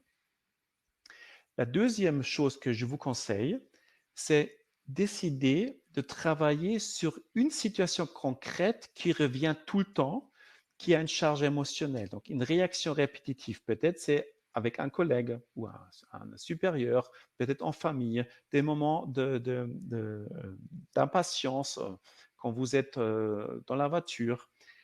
Donc, comment vous pouvez vous préparer intérieurement quand vous savez, il y a cette situation. Donc, si par exemple un collègue vous pose problème, donc avant d'aller au travail, qu'est-ce que vous pouvez faire intérieurement pour mieux vous préparer? Et donc, dans notre formation, on parle beaucoup de ça, de la préparation intérieure à des situations plutôt stressantes. Et qu'est-ce que vous pouvez faire pour rester plus serein dans de telles situations? Parce qu'à chaque fois, quand vous vous énervez, quand vous avez une réaction de stress, ça vous puise beaucoup d'énergie. Et le troisième conseil que je vous donne, c'est réfléchissez comment vous pouvez planifier une routine du soir. Donc, ça fait un petit peu partie de la fiche pour planifier votre sommeil. Comment vous pouvez vraiment récupérer le soir? Qu'est-ce que vous faites? Et c'est peut-être pas regarder la télé ou Facebook, WhatsApp ou autre chose, c'est peut-être autre chose. Voilà, donc j'espère que je vous ai donné quelques idées et surtout vous montrer que le parasympathique, c'est un aspect de votre corps très important, aussi important que le sympathique, hein. N'oublions pas, le sympathique nous donne l'activité, la possibilité d'être actif et nous sauve la vie. Donc, ce n'est pas le méchant sympathique et le bon parasympathique. Les deux sont importants. Ce qu'on a beaucoup perdu, c'est l'équilibre entre sympathique et parasympathique. Mais qui dit accélération doit dire frein. Donc, il faut être capable à travailler sur les deux. Voilà. Et merci beaucoup pour votre écoute. Alors, oui, j'étais en train de lire les questions. Donc, il y a beaucoup de questions, Rainer. Alors, peut-être, avant de commencer les questions, juste une ou deux informations supplémentaires sur ta formation. Donc là, tu as donné déjà pas mal d'exemples de ce qu'il y a à l'intérieur. On peut peut-être Oui, ajouter que c'est réparti sur 6 semaines exact. et qu'il y a à la fois justement des exercices pratiques pour se connaître, pour mieux gérer ses émotions et également des techniques. Donc, je te laisse en Tout dire à fait. deux mots supplémentaires avant de passer aux questions. Oui, tout à fait. En fait, en plus, c'est une progression. Pourquoi 6 semaines? En fait, il y a quelques vidéos avec des explications, il y a des techniques et aussi un aide de réfléchir comment je peux intégrer ces techniques dans mon quotidien. Ce qui est très important, c'est non seulement savoir faire les techniques, c'est vraiment les appliquer dans le quotidien et on regarde ensemble comment vous pouvez intégrer ces techniques dans votre quotidien sans que ça vous pèse parce qu'il faut avoir quelque chose qui n'est pas une charge supplémentaire. Et après, pendant toute la semaine, vous prenez le temps, vous entraînez et après, il y a une nouvelle technique et encore une fois, une réflexion, comment ça s'est passé et après, d'autres questions pour mieux apprendre à mieux se connaître et à partir de là, mieux gérer son vécu émotionnel. Donc, je vous ai mis dans le chat le lien pour la formation, en sachant qu'il y a donc une promotion qui est liée au webinaire ce soir et qui durera jusqu'à dimanche soir. Et vous aurez donc d'autres informations de détails sur la formation. Alors, Rainer, je te propose de passer aux questions. Alors, Oui. il y en a une qui est revenue parce que j'ai regardé un petit peu. Il y en a une qui revient beaucoup. Donc, celle-là, je ne vais peut-être pas te la poser autant de fois qu'elle est posée. C'est est-ce qu'on peut faire ces tests sur 24 heures? Est-ce qu'il y a un outil pour le faire? Où est-ce qu'on peut le faire? Est-ce qu'on peut le faire de façon personnelle? Voilà. Oui, donc là, on va travailler avec Wibuda là-dessus. Pour l'instant, les systèmes que j'utilise sont en allemand, donc on est en train de travailler là-dessus et j'espère pouvoir vous faire rapidement une proposition si ça vous intéresse. Alors, les questions. Peut-être juste pour additionner là-dessus, en fait, ce n'est pas des capteurs qu'on achète, qu'on a chez soi, c'est des investissements assez importants. Donc, en fait, on reçoit ça par courrier, le capteur, on le porte pendant 24 heures ou 48 heures.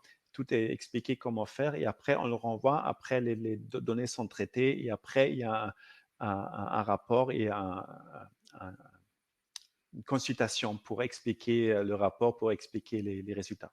C'est comme ça que ça marche. Alors, il y a Cédric qui demande, est-ce vrai que le rythme 5,5 sur 5,5 secondes est plus efficace pour se mettre en cohérence que le rythme 6 sur 6? De mon expérience, c'est varié, ça dépend de la personne. Donc, si on a une façon de mesurer, donc s'il y a une balance de chez nous ou d'autres systèmes pour mesurer le niveau de cohérence, on peut faire un essai.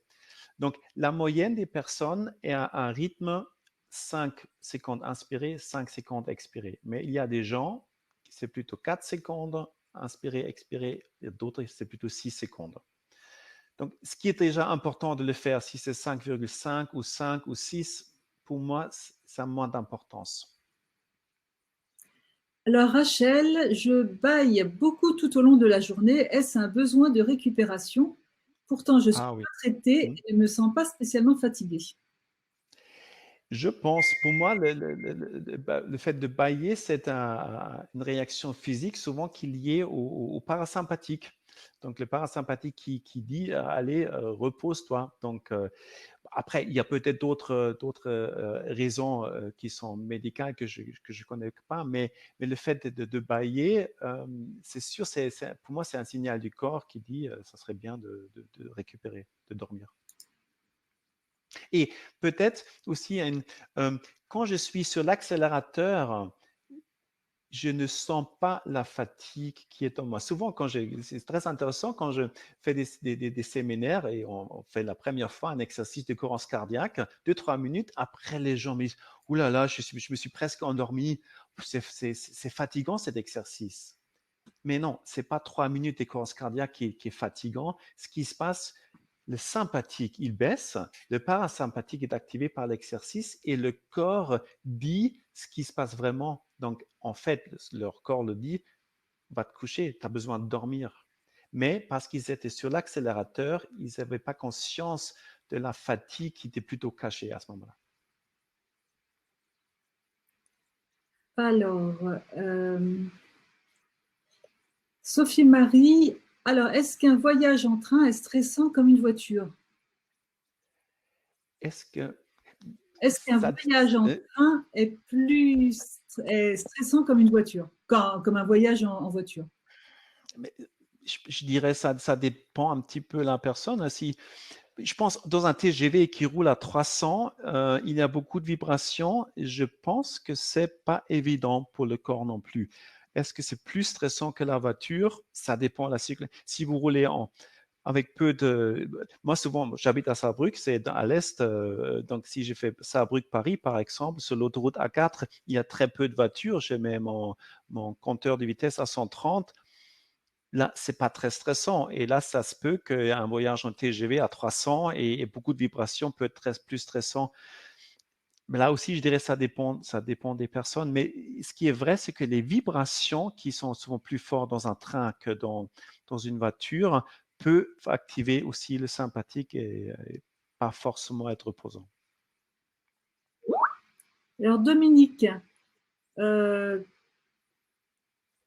situation de burn-out, comment rétablir l'équilibre? Quelle attitude adopter? Mais ça dépend déjà le niveau du burn-out. Donc, pour moi, un burn-out doit être accompagné aussi par un médecin, idéalement un médecin qui fait aussi un petit peu la médecine parallèle parce qu'il faut regarder déjà l'activité du gland. Comment tu appelles ça? Les glands au-dessus des reins, adrénaline, les glands adrénal.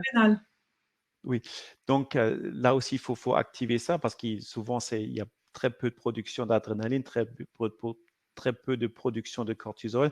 Mais ce qui est très important aussi de regarder pourquoi je suis tombé dans un burn-out. Donc, c'est très souvent multicausal, mais il faut travailler aussi sur ces causes-là. Ce qui est important, c'est se forcer à bouger, pas courir, pas commencer à courir, mais aller se balader, aller dans la forêt, marcher. Mais si vous pouvez que marcher doucement, ça c'est une chose très importante. Deuxième chose très importante, c'est garder ou trouver un rythme, de re-rythmiser votre quotidien.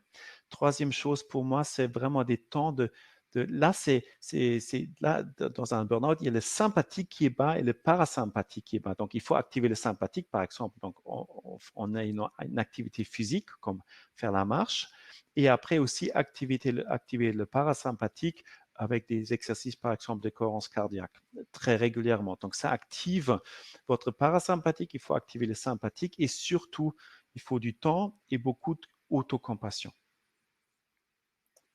Une autre question, que penser alors des sports martiaux qui utilisent l'énergie des autres, comme entre le sport chinois et japonais? J'aime pas beaucoup d'expérience, à vrai dire. Ce qui est sûr, c'est qu'il faut avoir, quand on utilise des méthodes comme ça, avoir des possibilités de se libérer après de ces énergies, parce que c'est pas forcément des énergies positives. Mais normalement, dans une formation comme ça, on devrait apprendre aussi comment je gère ces énergies qui viennent de quelqu'un d'autre. Alors, Sophie-Marie, que dire entre 6 personnes avec 6 rythmes différents? Je suis pas sûr de saisir complètement la question. Alors, que dire entre... Oui, alors là, peut-être Sophie-Marie, il faudra peut-être rajouter quelque chose. Oui. Euh, Mais peut-être, souvent, si je présente les rythmes des 90 minutes en entreprise, les gens me disent, mais si je suis décalé un petit peu avec mon collègue, c'est difficile. Bien sûr, c'est pas toujours évident, mais la première chose, c'est déjà apprendre quel est mon rythme et, comment dire, et essayer le plus possible de prendre ça en compte dans la mesure du possible. C'est sûr, quand vous êtes dans une réunion qui était planifiée par quelqu'un, vous êtes 6 dans la réunion, et ça nous je suis une phase creuse parce qu'il y a la réunion.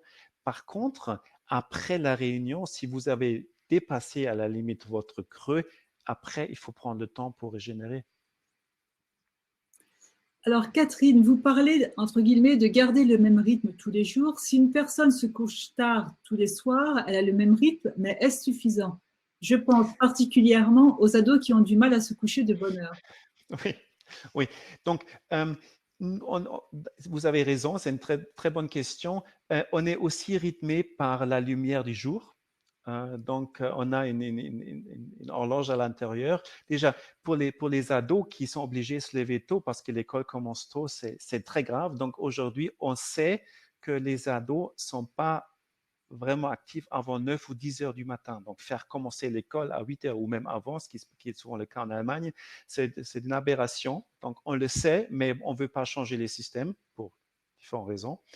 Euh, Deuxièmement, je pense que quand on se couche tard tous les soirs, ce n'est pas une bonne chose, mais on le sait vraiment quand on fait une mesure sur 24 heures, mais je suis pratiquement convaincu, je répète ce que disait ma mère, les heures avant minuit comptent double et je suis assez certain que ceux qui se couchent toujours au même rythme mais tard, ce n'est pas un bon rythme. Donc vous avez raison, non seulement il faut se coucher au même moment, mais idéalement plutôt entre 10 et 11 qu'à minuit.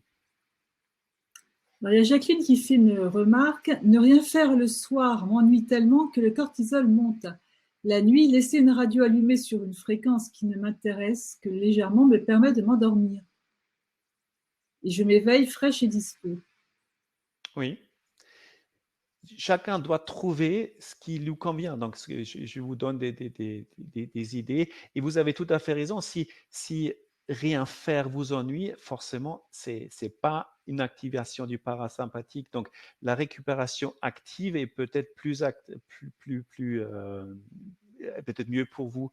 Et donc, vous avez trouvé là, avec votre radio, une astuce qui vous aide beaucoup. Et en fait, c'est ça, si on a une bonne, comment dire, si on est en bon contact avec son corps, ce qui n'est malheureusement pas le cas pour beaucoup de gens, mais si on a un bon contact et si on sait bien se lire, on sait si on a bien récupéré la nuit ou pas. Donc, si c'est le cas pour vous, tant mieux, c'est super.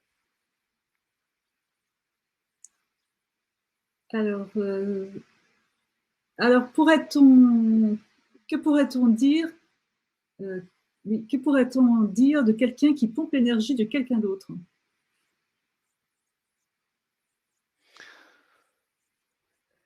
Ça, c'est encore un autre aspect, mais là encore, ça veut dire quoi, quelqu'un pompe l'énergie de quelqu'un d'autre? Pour moi, ça veut dire qu'il y a une personne qui a une attitude et à l'autre personne réagit.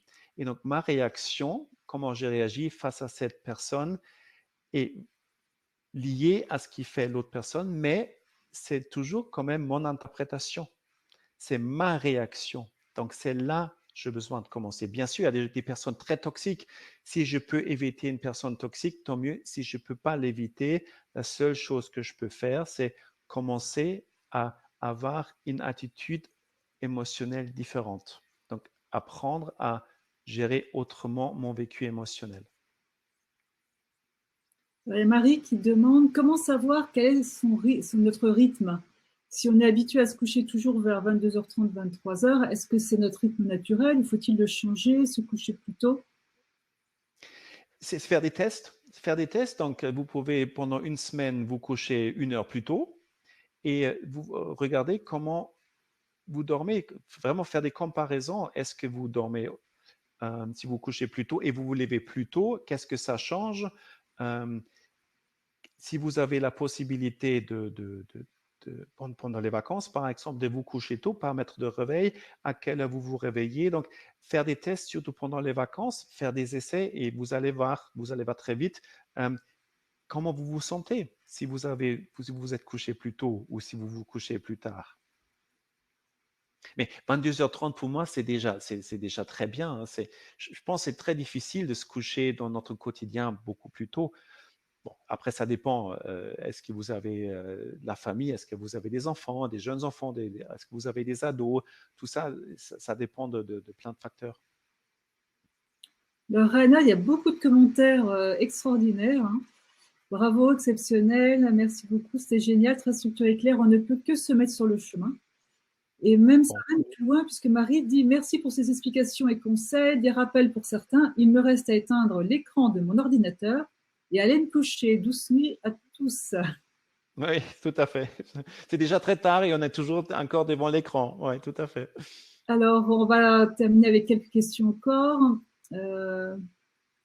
Christine, on peut remarquer qu'il y a des familles de couches tôt et des familles de couches tard. Est-ce possible de bien récupérer quand on se couche toujours à la même heure, mais tard, par exemple, à 1h ou 2h du matin, tout en dormant bien 7 ou 8 heures? Je ne sais pas. À vrai dire, je ne sais pas. Ce que je sais, c'est qu'il y a, je cherche le terme technique. Donc, il y a des personnes qui sont plutôt des couches tôt et qui sont des lève tôt. Et il y a des personnes qui sont génétiquement plutôt des couches tard et des lève tard. Ça, c'est sûr. Je ne pense pas que tous ceux qui se couchent tôt sont des vrais couches tôt. Et le problème, c'est aussi des couches tard n'ont pas toujours la possibilité de se lever tard. Donc, ils se couchent tard, mais ils se lèvent quand même tôt, donc ça réduit le temps de sommeil. Donc, qui dit couche tard doit au moins dire lever plus tard pour avoir au moins 6 ou 7 heures de sommeil. Après, se coucher à 2 ou 3 heures du matin et dormir jusqu'à 9 heures, je ne pense pas que c'est très récupérateur. Mais après, c'est ça, en fait, on peut savoir quand on fait vraiment ces analyses, est-ce qu'il y a une activité du parasympathique accélérée, vraiment activée ou pas. Alors, on va prendre encore deux questions, parce que sinon, il y a beaucoup de questions qui se retrouvent. Corinne, les personnes souffrant d'apnée du sommeil ressentent de la fatigue la journée. Comment l'expliquer? Oui. Mais ça, c'est un énorme stress. Et on le voit dans les mesures des 24 heures.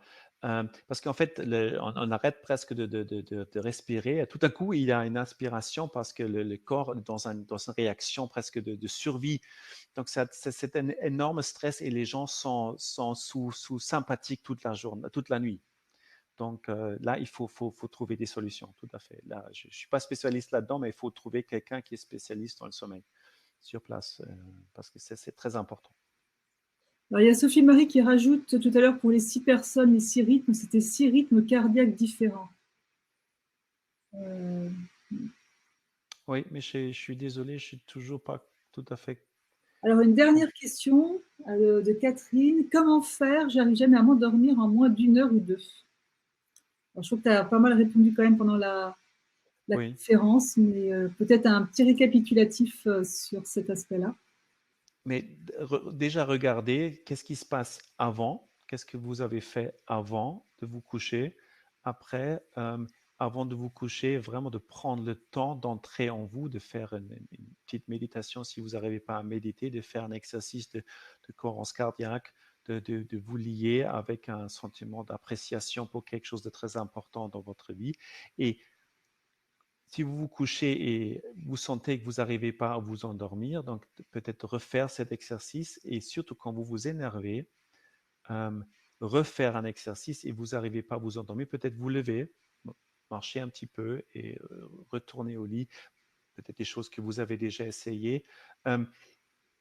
La question est toujours d'où est-ce que vient ces phases de 2 heures. Ça peut avoir plein d'autres raisons.